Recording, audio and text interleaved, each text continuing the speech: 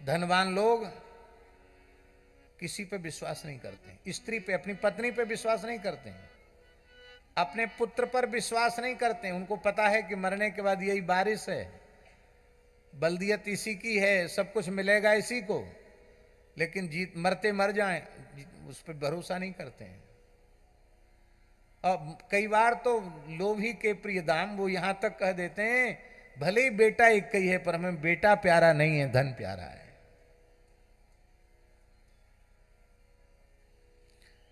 अरे सुख की क्या चले, सुख का लेश भी धन के द्वारा प्राप्त हो जाए ये संभव नहीं है। धनवानी पुरुषों को, धनी मानी पुरुषों को अपनी पत्नी और अपने पुत्रों से भी भय होता है, तो भला वे निर्भय कहां से रहें? जब निर्भय ही नहीं है तो सुखी कैसे हो सकते हैं? तो एक धन का दोष, धन के साथ 15 दोष आ गए। दूसरा धनाभिमान का दोष।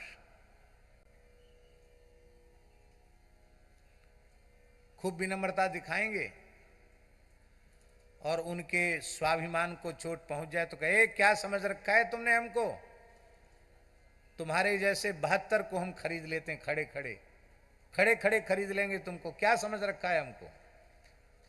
ये क्या है, उनके अहंकार पर चोट लगी तो वो बोल पड़े। धनाभिमान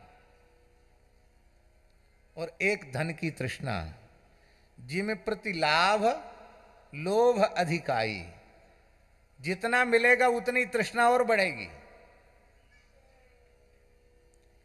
10 रुपए वाला सोचता है 100 रुपए हो जाए, 100 रुपए वाला सोचता है 1000 रुपए हो जाए, 1000 रुपए वाला सोचता है लाख रुपए हो जाए, लाख रुपए वाला सोचता है करोड़ हो जाए, करोड़ वाला और कुछ सोचता होगा, भगवान जाने क्या सोचते होंगे।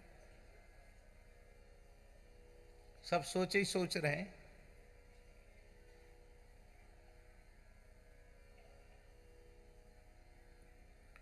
धन की तृष्णा का दोष।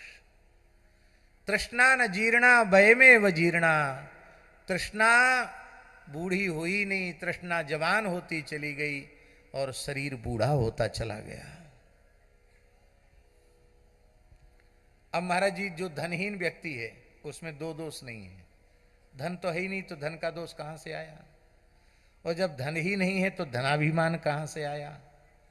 एक दोष उसमें है, उसकी भी इच्छा होती है कि मेरे 2 पैसा मिल जाए, मैं भी इतने दिन हो गया किराए से रह के कम से कम 10 20 50 गज जगह खरीद के हम भी एक कमरा तो बना लें कम से कम।